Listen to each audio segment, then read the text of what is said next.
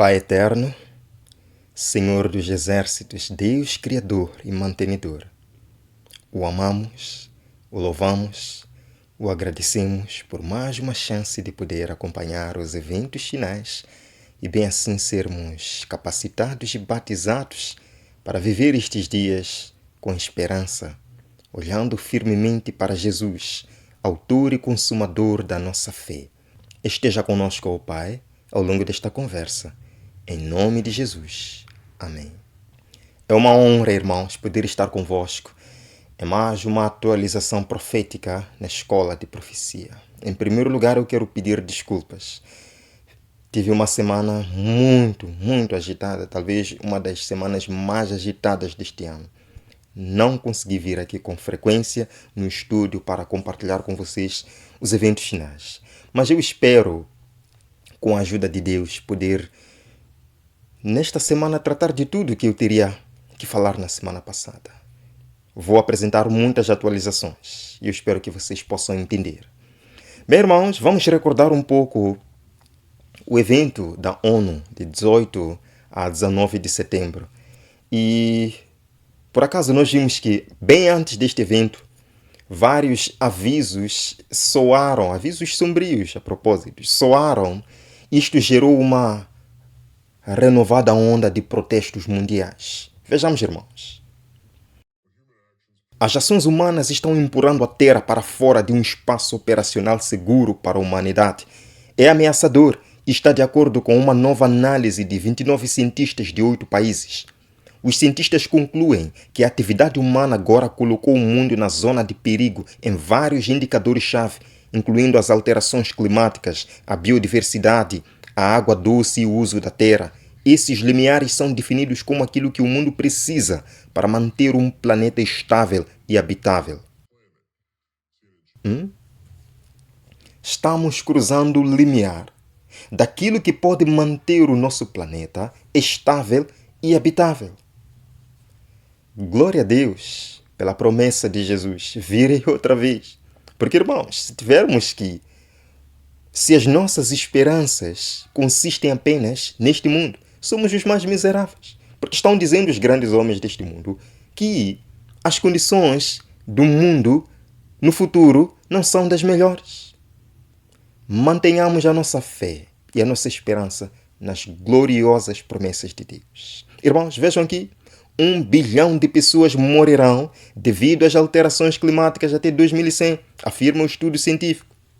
1 bilhão de pessoas, irmãos. Agora, devido a estes avisos preocupantes, milhares de pessoas saíram às ruas para protestar em quase todas as partes do mundo. Digo em quase, porque pode ser que na sua região não tenha acontecido. Em quase todas as partes do mundo. Vemos aqui, irmãos. Os cientistas fizeram uma previsão assustadora sobre o futuro da humanidade neste planeta. Previsão assustadora. Por isso que eu amo a profecia, eu amo Jesus. Porque as suas previsões são de esperança, irmãos. Leamos a profecia, leamos Apocalipse, Daniel, leamos a Bíblia toda. Jesus voltará. Essa é a previsão segura, fiel e digna de confiança. Veja, irmãos, de acordo com especialistas no Canadá, 1.000 milhões de pessoas, o que equivale a 1/8 da atual população global, morrerão devido às alterações climáticas. Se o aquecimento global atingir ou exceder 3,6 graus Fahrenheit, o que equivale a 2 graus Celsius até 2100. E isto, irmãos, está gerando a luta global para acabar com os combustíveis fósseis. Isto está gerando greves em quase todas as partes do mundo.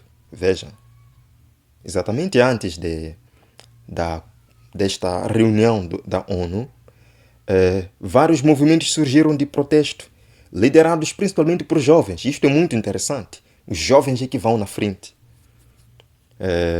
Por exemplo, trouxeram o movimento Fridays for Future, que por acaso é liderado por Greta Thunberg. Vejam aqui, irmãos, mobilização histórica. Manifestantes climáticos em todo o mundo unem-se à luta contra os combustíveis fósseis. Daí, as pessoas estão agitadas, as pessoas estão nervosas, alarmadas com a situação mundial. Essas pessoas precisam de esperança, E a esperança nós encontramos na palavra de Deus, em Cristo Jesus. Veja, irmãos, uma semana antes do protesto planeado, as Nações Unidas alertaram que os países estão longe de reduzir o aquecimento para 1,5 graus Celsius. As metas climáticas para 2030, 2040, 2050 estão muito difíceis de serem alcançadas, de acordo com a onda de informações. Irmãos, vejam aqui, Semana do Clima de Nova York 2023. Aqui eles estão mobilizando a população, mobilizando o povo para greve, para protestar contra os combustíveis fósseis, para a melhoria da qualidade do ar. Irmãos, nessa conferência 2023 da ONU, o chefe António Guterres disse que a humanidade já abriu o caminho para o inferno. Já abriu o caminho para o inferno. E ele disse que os líderes é que devem escrever o futuro da humanidade. Ele disse que temos de recuperar o tempo perdido. Isso é maravilhoso. Veja, irmãos, o chefe da ONU alerta que a humanidade abriu as portas para o inferno ao convocar os líderes mundiais para a Cimeira do Clima. Vamos lá escutar. As portas para o inferno que foram abertas. Vejam. Humanity has opened the gates of hell. A humanidade abriu as portas do inferno. Climate action is dwarfed by the scale of the challenge. A ação climática é ofuscada pela escala do desafio. If nothing changes, we are heading towards a 2.8 degree temperature rise, towards a dangerous and unstable world. Se nada mudar, estamos caminhando para um aumento de 2,8 graus na temperatura em direção a um mundo perigoso e instável. But the future is not fixed. It is for leaders like you to write it. Mas o futuro não está fixo. Cabe a líderes como você escrevê-lo. Os líderes ainda podem escrever o futuro. Eu pergunto, o futuro não está nas mãos de Deus? Quem tem o controle do futuro, senão Deus? A estátua em Daniel capítulo 2 mostra claramente: quem controla o futuro é Deus. É Deus. Bem, se eles estão muito interessados em procurar resolver os problemas do mundo, a pergunta que eu faço é: eles vão conseguir? Eles vão conseguir? Bem, a palavra de Deus nos diz que existe um inimigo maior do que o ser humano. Existe um inimigo maior que os cientistas. E este inimigo não está interessado em ver a situação melhorando. Vejam, irmãos, o inimigo atuou no passado e ainda está atuando. Ele desceu com grande poder e o Espírito de Deus está se retirando da terra, irmãos. E quando o Espírito de Deus é retirado da terra, Satanás toma posse. O que nós estamos vendo no mundo agora são estragos de Satanás, porque ele sabe que pouco tempo lhe resta. Apocalipse 12, verso 12. Veja, irmãos, Deus tem retirado sua mão. Essas mesmas coisas acontecerão até o fim da história terrestre. Então não me venham com esta história, irmãos, de que as coisas vão melhorar. Porque não vão. Vejam aqui. Antes que o Filho do Homem apareça nas nuvens do céu, tudo na natureza estará em convulsão. Raios do céu, unindo-se ao fogo da terra, farão com que as montanhas queimem como fornalha. Sim. Então a situação não vai melhorar, irmãos. Não vai, não. Agora, o Papa não ficou de fora destes eventos históricos. Ele participou de um fórum, ou do Fórum Clinton Global Initiative, em 19 de setembro, exatamente no último dia da conferência da ONU, onde ele reiterou, nesse caso o Papa, reiterou que só juntos podemos sair dessa crise. Sim, irmãos, vejam aqui, está aqui, ele escreveu isto.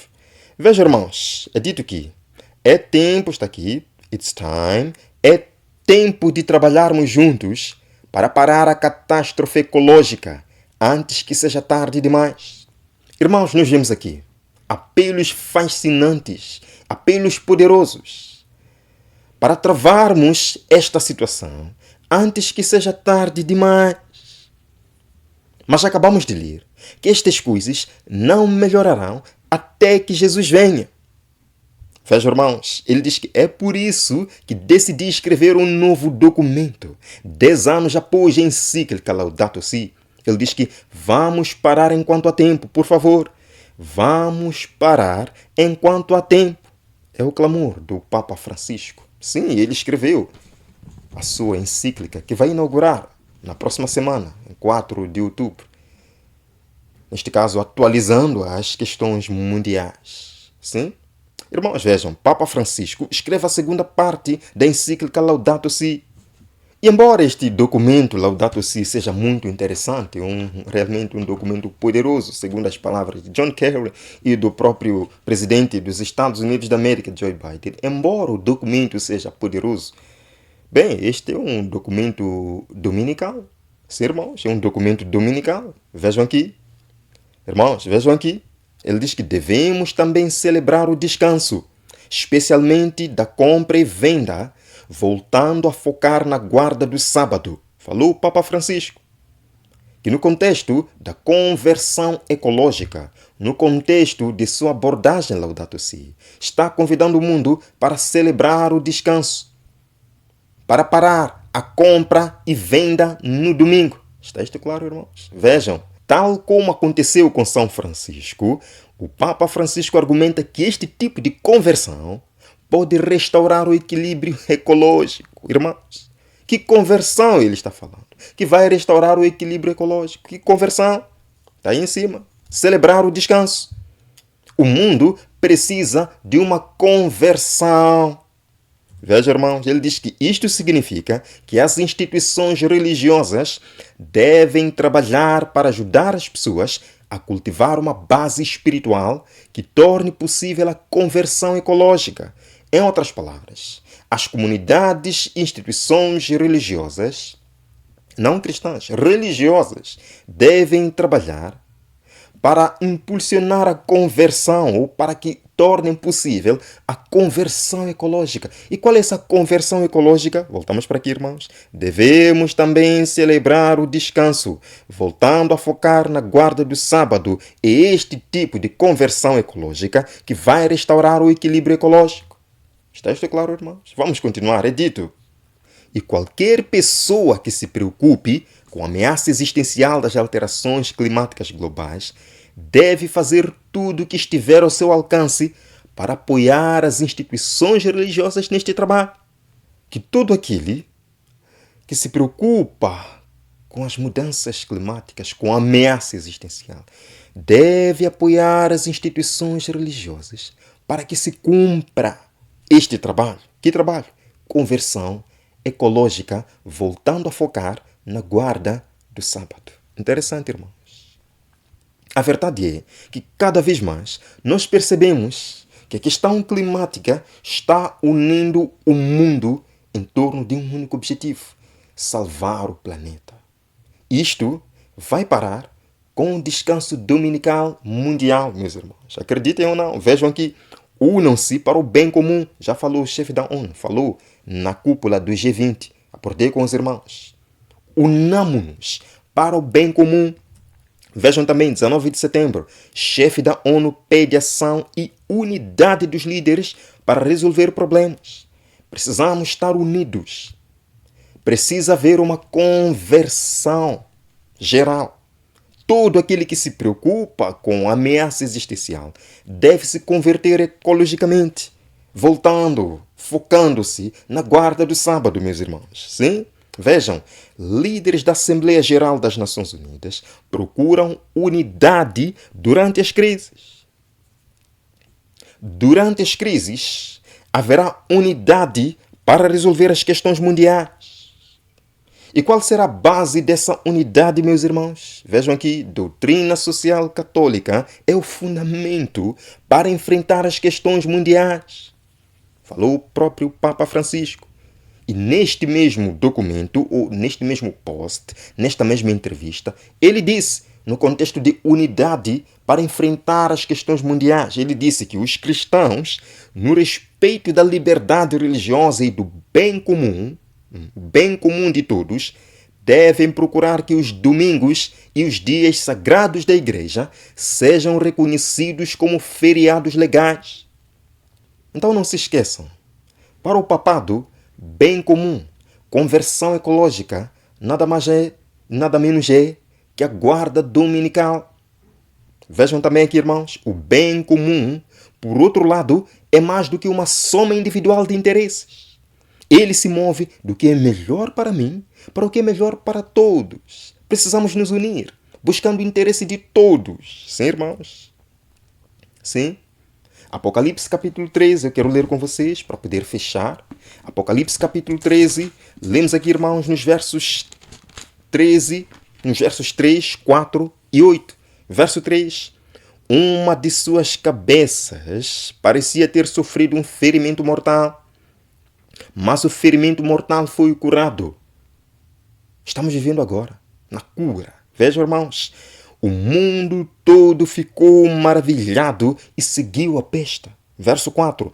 Adoraram o dragão, que tinha dado autoridade à besta, e também adoraram a besta, dizendo: quem é semelhante à besta? Quem pode guerrear contra ela? Verso 8, irmãos. Vejam aqui. Esta é uma questão de vida ou morte. Nós estamos lidando com uma questão de vida ou morte. Vejam. O verso 8 diz: todos os habitantes da terra adorarão a besta, a saber, todos aqueles que não tiveram seus nomes escritos no livro da vida do Cordeiro que foi morto antes da fundação do mundo. Irmãos, aqueles que não tiverem seus nomes inscritos no livro da vida do Cordeiro adorarão a besta. E vice-versa. Aqueles que adorarem a besta vão se perder. Não terão seus nomes no livro da vida. E quando o mundo todo estiver maravilhado diante da besta, seguindo e adorando a besta, um pequeno povo que guarda os mandamentos de Deus e tem um testemunho de Jesus será perseguido. Daniel capítulo 12. Daniel capítulo 12.